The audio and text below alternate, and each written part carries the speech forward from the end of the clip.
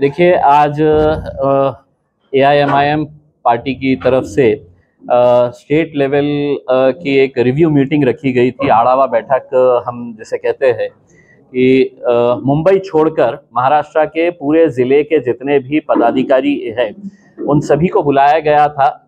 एक तो उनके काम का जायज़ा लिया गया और दूसरे आने वाले जो चुनाव है उस चुनाव की उनके ज़िले के अंदर, उनके क्षेत्र के अंदर क्या तैयारी है, इसका पूरा ब्यौरा मांगा गया, डिटेल्स ली गई है और उस हिसाब से अब आगे का जो भी फैसला है, हमने जैसा आपको पहले बताया था कि चाहे पंचायत समिति हो, नगर पालिका, नगर परिषद हो, ज़िला परिषद हो, हम इस बार इलेक्शन लड़ेंगे। वहाँ पे स्थानिक लेवल के ऊपर किसके साथ गठबंधन हो सकता है या नहीं हो सकता है, एक मीटिंग कॉल की जाए और हमारे जितने भी एग्जीक्यूटिव कमेटी के ऑफिस बेयरर्स हैं वो लोग हर डिस्ट्रिक्ट का एक जायज़ा लेंगे। ये मीटिंग उसी का जायज़ा लेने के लिए की गई थी और मुंबई को छोड़कर महाराष्ट्र के पूरे ज़िले की बॉडीज़ को यहाँ पर बुलाया गया था।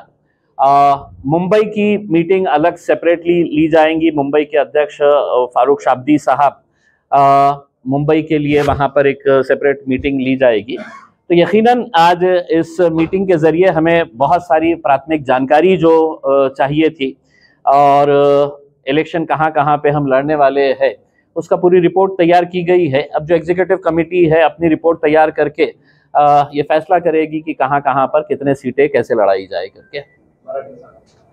आता हे आज जे मीटिंग बोलवण्यात आली होती ते AIMIM पक्षाचे जे एक्झिक्युटिव्ह कमिटी आहे त्यांनी हे निर्णय घेतला होता की पूर्ण महाराष्ट्राचा एक आढावा बैठक आपण या शहरात मुंबई वगळता सर्व जिल्ह्यांचे जे पदाधिकारी आहेत त्यांना सगळ्यांना बोलवण्यात आलं होतं आणि आम्ही पहिले ही घोषणा केलेली आहे की आम्ही जिल्हा परिषद, पंचायत समिती, नगर परिषद हे सगळं निवडणूक आम्ही लढणार आहे। तर सगळं जिल्ह्याचा रिव्ह्यू करून एक प्राथमिक जानकारी त्यांच्याकडून जे घ्यायची होती आणि जे पदाधिकारी आहे त्यांचा स्वतःचा परफॉर्मन्स कसा आहे ते बघण्यासाठी हे मीटिंग बोलवण्यात आली होती। आमचे पार्टीचे जे जनरल सेक्रेटरी आहे महाराष्ट्राचे समीर साजिद बिल्डर्स आहे आणि एक्झिक्युटिव्ह कमिटीचे सगळे प्रमुख पदाधिकारी या मीटिंग मध्ये होते आणि त्यांनी एक रिव्ह्यू घेतलेला आहे। परवानगी देतो, निकाल नाही आला तर दुसऱ्या दिवशी, निकालाच्या दुसऱ्या दिवशी त्या सगळ्यांना घरी पाठवणार आहे। तर असं नाही आहे की फक्त निवडणूक लढायची आहे म्हणून लढायची आहे आम्ही। तुम्ही निकाल नाही दिलं, तुम्ही पराभव झाले काही हरकत नाही आहे, पण समोरच्या माणसाला 50,000 मतं मिळतील आणि तुम्हाला 1,000 मतं मिळतील तर त्या डिस्ट्रिक्टचे जे जबाबदार असतील, जे प्रभारी असतील त्यांना सगळ्यांना घरी पाठवणार आहे। इतका कडक निर्णय आम्ही घेतलेला आहे कारण मागच्या काही जिल्ह्यातला अनुभव जे होता आमचा ते बरोबर नाही होता। तर आता आम्ही जे जे निर्णय घेत आहे ते खूप विचार करून आणि ठामपणे हे निर्णय घेण्यात येत आहे। आता महाराष्ट्राच्या लेवलवर अशा कोणत्याही चर्चा सुरू नाही आहे। जशा स्थानिक स्वराज्य संस्थांचे जे निवडणूक असतात, मोठ्या पक्षांची सुद्धा एका पक्षाची ताकद एका जिल्ह्यामध्ये असू शकते तर दुसऱ्या जिल्ह्यामध्ये त्यांची काहीही ताकद नसते। तर आम्ही ते जे निर्णय आहे अलायन्सेसच्या बाबतीत ते स्थानिक लेवलचा आणि एक्झिक्युटिव्ह कमिटी जे आहे त्याच्या बाबतीत ते निर्णय करतील।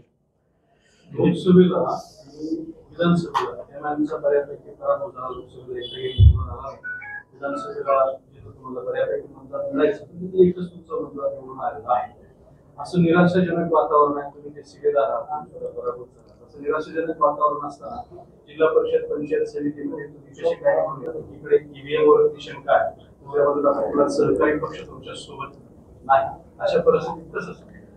आता तुम्ही माझा उदाहरण दिलेला आहे तर तुम्हाला सांगतो की आमचा पराभव झालेला आहे। MIM पक्षांनी एकटच इलेक्शन लढलं होतं, कोणीही आमच्याकडे अलायन्स नाही होतं, कोणीही आम्हाला सपोर्ट केलेलं नाही होतं।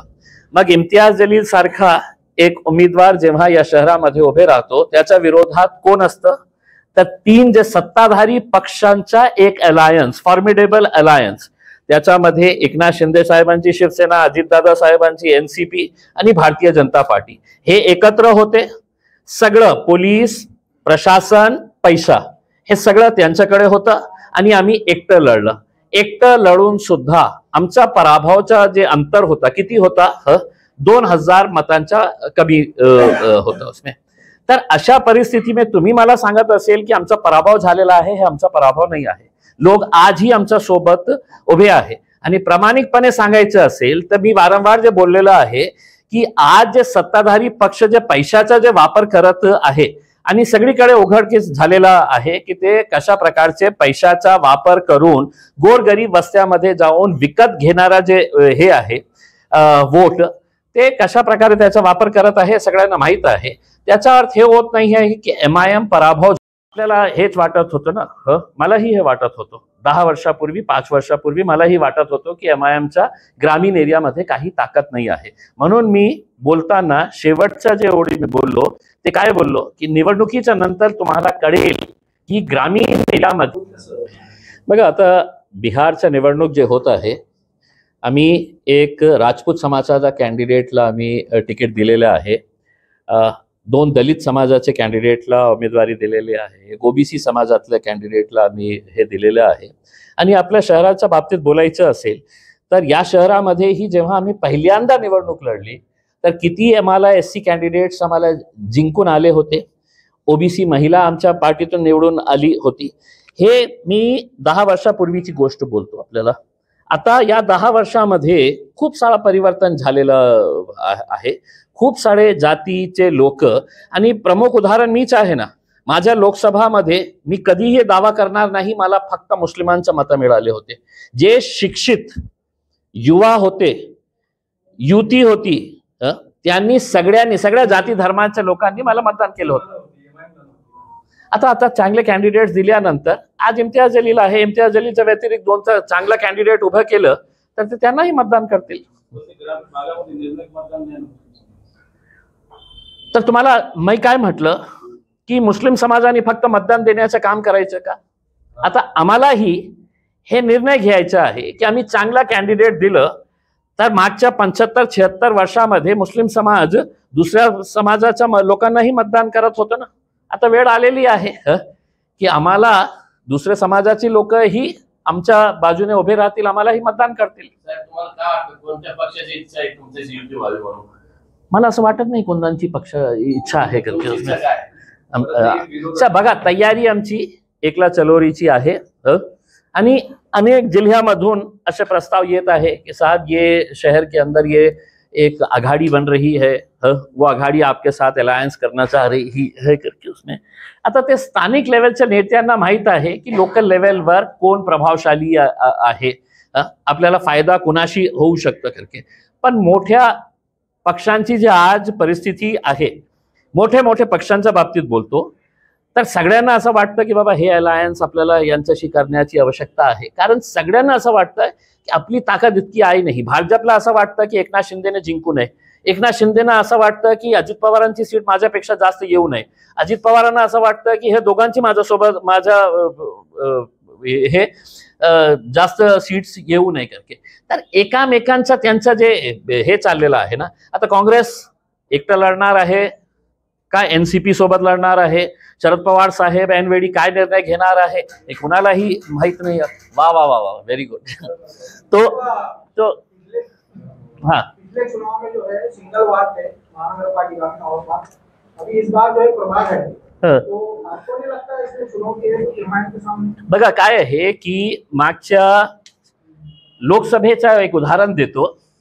असे उमेदवार लोकसभेमध्ये जिथे वोटिंगची संख्या 20-20 लाख असतं, त्या इलेक्शन मध्ये असे चिल्लर चाललर 300, 200, 100 वोट घेणारे लोक उभे होते. तर स्थानिक स्वराज्य संस्थांमध्येही असंच व्हायचं की कोणीतरी उभे राहतं, मग तिकीट घेतल्यानंतर फॉर्म भरल्यानंतर त्यांना काही तडजोड करायचे असतं की बाबा तुम्ही बसा, मी तुम्हाला पैसे देतो. हे सगळे धंदे जे सुरू होते ना, बहुतेक आता प्रभाग आल्यामुळे हे जे छोटे मोठे जे धंदा करणारे जे इलेक्शनच्या वेळी दर 5 वर्षांनी धंदा करणारे जे लोक आहे ते लोक संपतील. आता हे जे लोक आहे जे लोकसभामध्ये उभे होते ते तुम्हाला आमदारकीमध्ये तेच लोक आणि तेच कॉर्पोरेटरलाही तेच लोक उभे राहणार आहे, कारण त्यांनी धंदा केलेला आहे. आता एक की मी फॉर्म भरणार आणि माझ्याकडे 50 वोट आहे, तर माझ्या 50च्या हिशोबाने तुम्ही काय पैसे देणार आहे मी मागे घेतो. तर अशा धंदा करणारे एक अभी हमने इसका कुछ फैसला किए नहीं है. पदवीधर का मामला क्या है?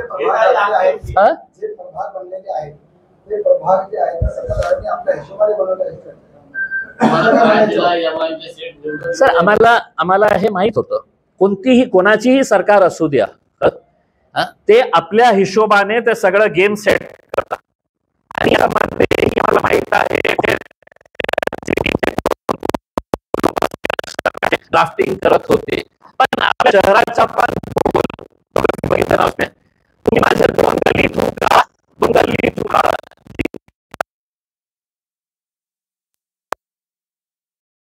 नाही 25 नाही 26 होते. 26 होते. एक कम करू नका दादा, असं मत करा. नहीं जे बघा, नहीं ऐसा नहीं है की मतलब सगळं राजनैतिक पक्ष जेव्हा निवडणूक लढतं ना त्यांचा लढण्याचा एकच उद्देश असतं की जास्तीत जास्त सीट्स निवडून आणायचे आहे. आता आमच्यापैकीही चांगले कॅन्डिडेट्स आहे, चांगले कॉर्पोरेटर्स आहे ज्यांनी चांगलं काम केलेलं आहे आणि ज्यांनी नाही केलेलं आहे बहुतांश त्यांना मी बाहेर काढलेलं आहे ऑलरेडी.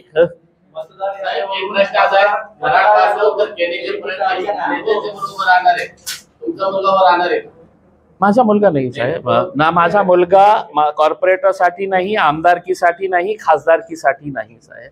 कारण आजच्या घाणेरड्या राजनीतीमध्ये माझा स्वतः एक पिता म्हणून माझी इच्छा आहे की माझा मुलगा या राजनीतिकच्या घाणेरड्या राजनीतीमध्ये येऊ नये. ते चांगलं काम करत आहे, नोकरी करत आहे. काय आहे की त्यांच्या घराणेशाही आहे साहेब, त्यांच्या घराणेशाही झालेली आहे. जिल्हा परिषद म्हणजे हजारो लोकांना, हजारो तरुणांना, हजारो मुलांना तुम्ही उभे करणार. माझा स्वतःचा, आता कोणाच्या वडिलांना असं वाटत असेल की माझ्या मुलाला नाही कितीही घाणेरडी असू द्या मला राजनीतीमध्ये आणायचे आहे, तर त्यांचा निर्णय. माझा एक पालक म्हणून बोलतो मी पक्षाचा अध्यक्ष नाही, मी माझ्या बाबतीत मी व्यक्तिगत सांगितलेलं आहे, व्यक्तिगत मी माझा निर्णय घेतलेला आहे की माझ्या मुलांनी येऊ नये राजनीतीमध्ये. खूप घाणेरड्या, खूप खालच्या लेवलवर आपण महाराष्ट्रामध्ये राजनीती बघत आहे आणि दुर्दैवाने हे बॅक टू वर्स पर्यंत जाणार आहे. आता आपण जे बघत आहे ना ते खूप याच्यापेक्षा वाईट होणार आहे.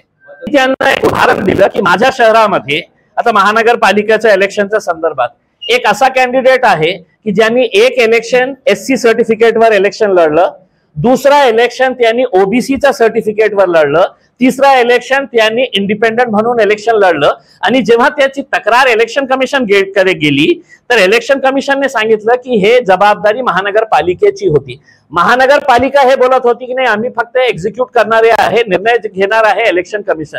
तर मी म्हटलं की जोपर्यंत तुम्ही ह्या प्रकारचा निर्णय घेत नाही, आता हेच इलेक्शन कमिशनने रूल केलेला आहे की 2 मुलांचा किती असे लोक आहे की ज्यांना 4-4, 5-5, 6-6 मुलं आहे, पण इलेक्शन साठी ते 2 मुले कुणा दुसऱ्याला देऊन टाकतात इलेक्शन पुरता. हे सगळ्यांना माहित आहे का नाही आहे? तर जोपर्यंत इलेक्शन कमिशन याच्या बाबतीत गांभीर्याने निर्णय घेत नाही, ऍक्शन घेत नाही, अशा प्रकारचे मी स्पष्टपणे इलेक्शन कमिशनरला त्या मीटिंग मध्ये सांगितलं की लोकांना माहित आहे की काहीही असू द्या आम्ही निवडणूक लढणार आणि निवडणूक लढल्यानंतर माझ्या विरोधकांनी कोर्टामध्ये गेलं तर 5 वर्ष 6 वर्ष असंच जाणार आहे कोर्टामध्ये, तोपर्यंत तो एन्जॉय करतील. म्हणजे माझ्याकडे इतके पुरावे भारतीय जनता पार्टीचे कॅन्डिडेट अतुल सावेंच्या विरोधात होते, इतके पुरावे होते की एका सामान्य माणसाला मी ते दाखवले असते तर त्यांच्या इलेक्शन रद्द व्हायला पाहिजे होतं. पण मला माहित होतं की मी कोर्टामध्ये गेल्यानंतर एका सिनियर काउन्सिलला लावायला लाखो रुपये मला खर्च करावा लागणार होते आणि निर्णय तारीख पे तारीख, तारीख पे तारीख, तारीख पे तारीख, और उसके बाद है तो 5 साल वो आमदार बन के निकल जाते, और इम्तियाज जलील अपने जेब का खर्चा है तो अदालत के अंदर लगाए रहते उसके अंदर।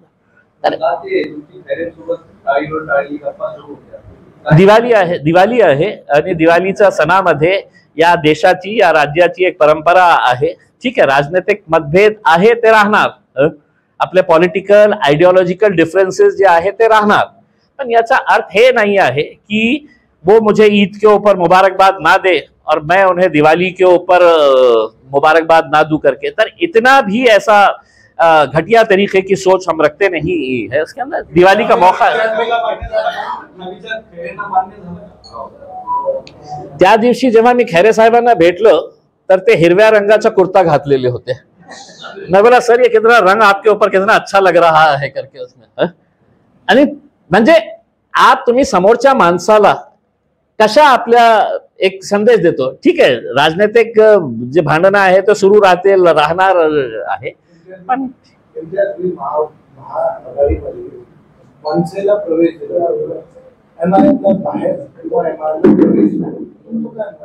आता काय आहे की मी जेव्हा आम्ही सुरुवातीपासून हे बोलतो की एमआयएम पक्ष इज लाईक अनटचेबल, अछूत आहे, आम्ही कोणी आम्हाला हात लावायला तयार नाही आहे। बिहारमध्ये आम्ही 5 सीट जिंकलो होतो आणि 5 सीट जिंकल्यानंतर आम्ही यावेळी इंडिया अलायन्सला मागितलं होतं फक्त 6 सीट्स। आम्ही तुम्हाला 6 सीट्स द्या, जे जिंकलेले 5 सीट्स आहे आमचे, आणि एक एडिशनल सीट जिथे आम्ही 2 नंबरवर आले होते उसमें, ते द्यायला तयार नाही होते। आम्ही वारंवार चिठ्ठ्या दिले, वारंवार त्यांच्या घरी जाऊन पत्रकार परिषद घेऊन आपल्या मार्फत त्यांना सांगितलं की आम्हाला फक्त 6 सीट्स द्या। त्यांनी म्हटलं तुमची ताकदच नाही आहे काही, आम्ही देणारच नाही आहे, आम्ही कुणालाही घेणार आहे, जे कट्टर जातीवादी पक्ष आहेत त्यांना सोबत आम्ही घेणार, पण तुम्हाला घेणार नाही। आता एमआयएम किती सीट्स लढत आहे? 30 सीट्स लढत आहे।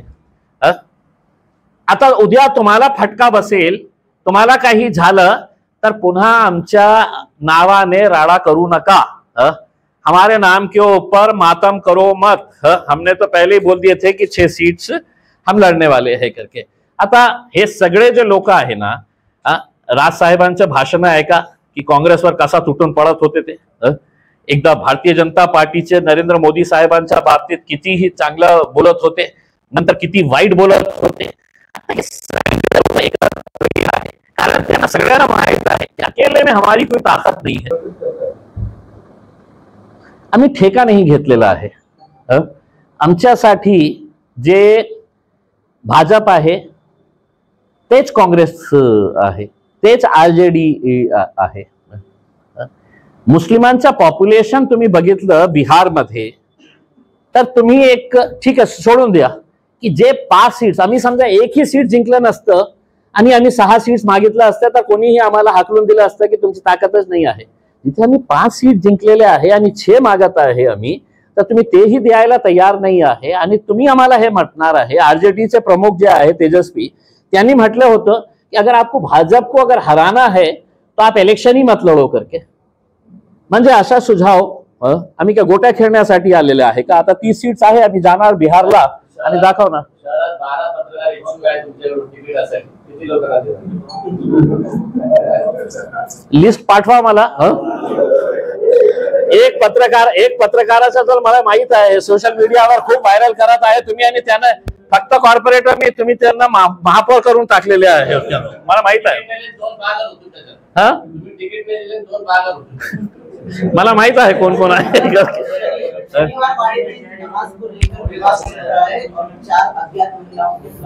देखिए, शनिवार वाड़ा के अंदर जो मामला हुआ है, हम भारतीय जनता पार्टी की कड़ी निंदा करते हैं। उनके एक मिनिस्टर के ऊपर कई 100 करोड़ रुपए के जमीन घोटाले का मामला अभी पूना में बहुत गर्म चल रहा है मोहर साहब के खिलाफ, और ऐसे मौके के ऊपर मालूम है आरएसएस की स्ट्रेटेजी क्या होती है। जब मुद्दा एक होता है तो फौरन एक नया मुद्दा तैयार कर दिया जाता है, और पूरा का पूरा मीडिया है तो उसकी तरफ है तो कैमरे को घुमा दिया जाता है। उसमें यही चाल इस बार भी खेली गई है कि वो जो एमएलए एमपी है राज्यसभा की मेधा कुलकर्णी, इतने सालों से, मैं खुद 12 साल पूना में रहा हूं, उसमें शनिवार वाड़ा कई मर्तबा गए हैं।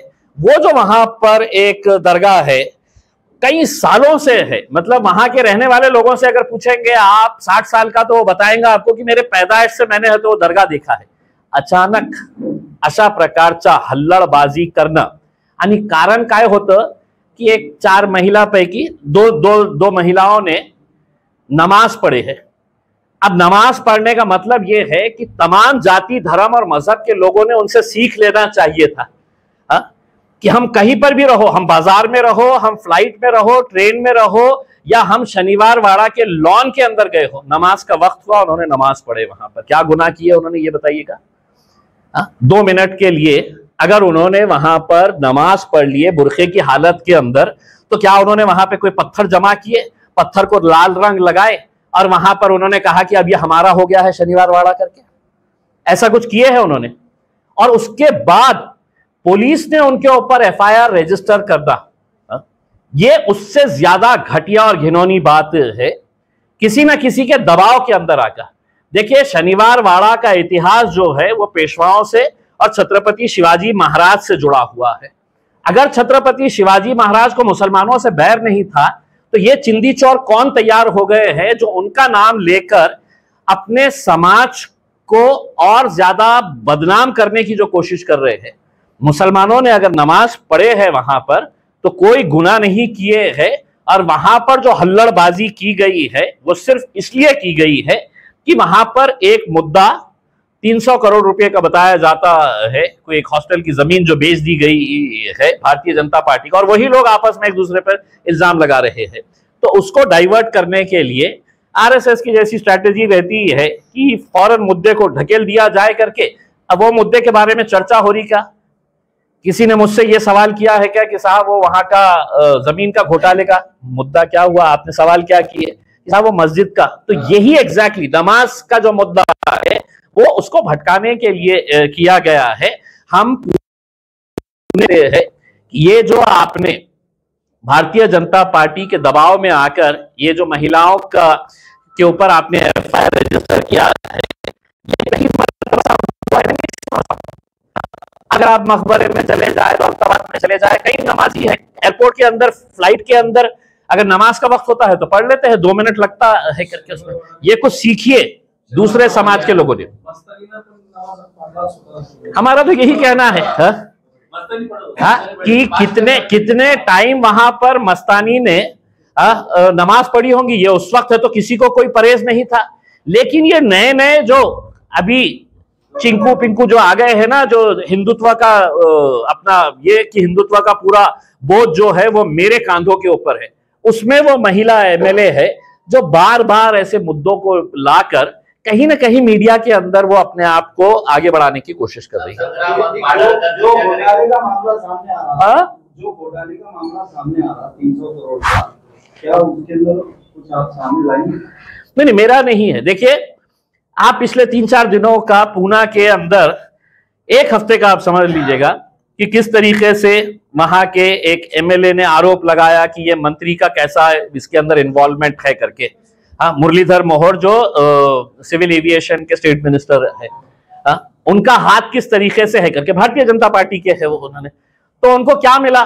मैं समझता हूं अगर सीसीटीवी फुटेज शनिवार वाड़ा का अगर निकाल के देखिए 1 महीने के अंदर, तो हो सकता है आपको और ऐसे विजुअल्स मिल जाएंगे जहां पर एक आदमी कोने में खड़े रह के नमाज पढ़ ले रहा है, कोई एक महिला है तो बुरखे में होगी तो कोने में खड़े रह के नमाज पढ़ ले रही होंगी। तो क्या शनिवार वाड़ा क्या ये कब्जा कर लिए है?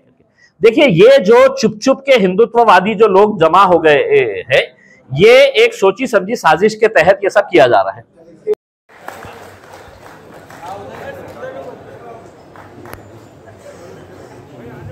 इस सरकार के बाद कोई और सरकार के लिए जीतने का एक मूल मंत्र होता है आपके सबसे निचले हिस्से में आपकी मजबूत टीम, जिसको हम लोग क्या कहते हैं बताया आप लोग, कार्यकर्ता तो बूथ लेवल को सबसे ज़्यादा मजबूत करें।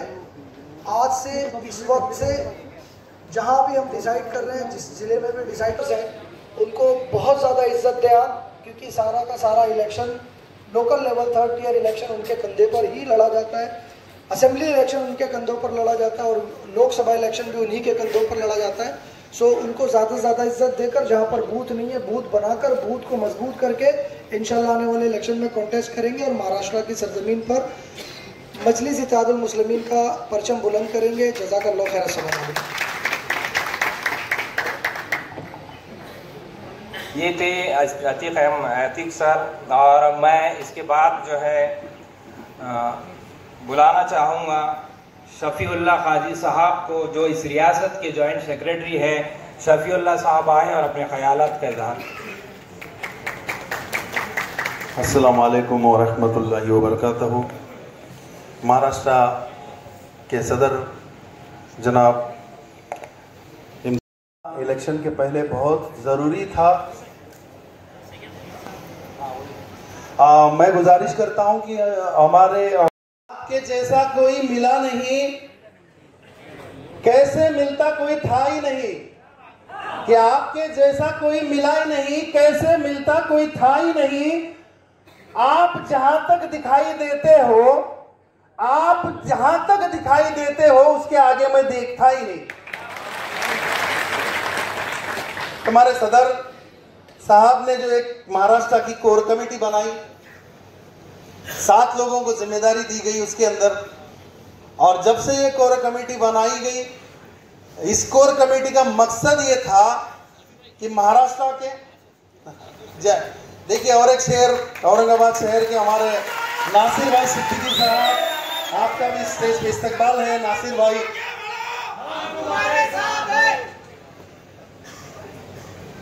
इस महफिल में इस स्टेज पे बैठे हुए लोगों के बावजूद हर सीट पे बैठा हुआ मजलिस का हर एक सिपाही हमारे लिए कद्दावर लेता है। अब कोई इसके लिए कोई कैसे कुर्बानियों को भूल सकता है आप लोगों की, कि ये वो लोग हैं जो डटे रहे थे, कि ये वो लोग हैं जो डटे रहे थे, जो ये वो लोग हैं जिनके इरादे टूटे नहीं थे लोहे की हथौड़ियों से। ये आप लोगों के लिए है कि ये वो लोग हैं जिनके इरादे टूटे नहीं थे लोहे की हथौड़ियों से। ये वो लोग हैं जिनके जमीर बिके नहीं थे इजारेदारों के कौड़ियों से। ये वो लोग हैं जो डटे रहे थे तूफान नूह के कश्ती के गुजर जाने के बाद। ये वो लोग हैं जो डटे रहे थे तूफान नूह के गुजर जाने के बाद तक। ये वो लोग हैं जो जिंदा रहे अपनी मौत की खबर आने के बाद तक। मजलिस की यही तो ताकत है, यही तो बुनियादी ताकत है।